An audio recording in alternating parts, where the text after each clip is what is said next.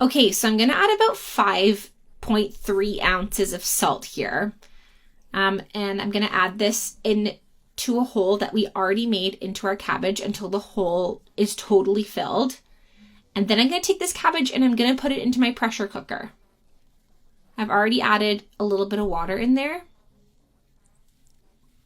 And we're going to let our cabbage cook.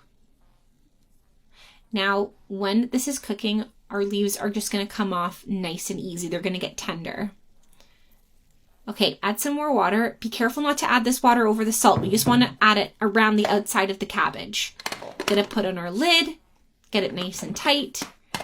And then once our lid is on and secured, we're going to leave it for 5 minutes. After 5 minutes, our cabbage has started to get tender. Do you see that? It's nice and well cooked. So we're going to take this cabbage out of our pressure cooker, just gently. It's probably pretty hot at this point. Using 2 spatulas here is probably a good idea. And put it into a bowl. And we're going to take this salt out of here now. Just like that. So you don't want our cabbage to be too salty. So try and take out as much as you can. And then we're going to start to remove our leaves. See how nicely and easily the leaves come off?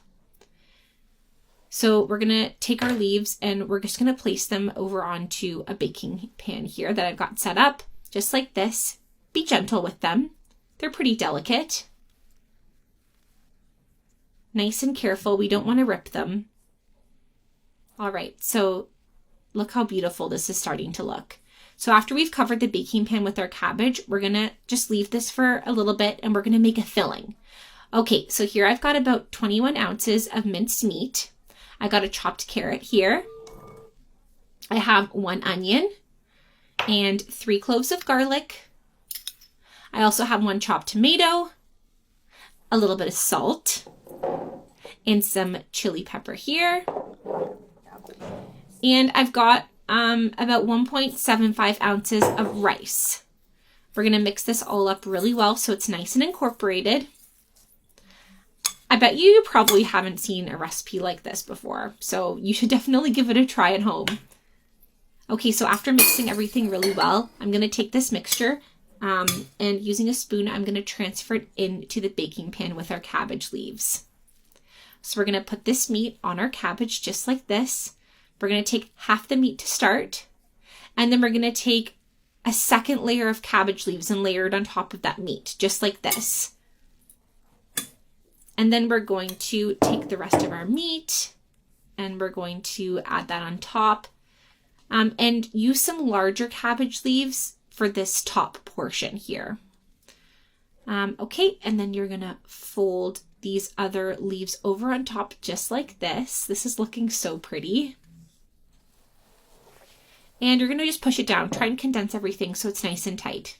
Just gently though. And I'm just drizzling a little bit of oil on top, and I'm going to use a kitchen brush here just to help spread it out. I'm going to cover with aluminum foil, and I'm going to bake this at 355 degrees Fahrenheit, and it's going to go in for 50 minutes. All right, our cabbage pie is ready.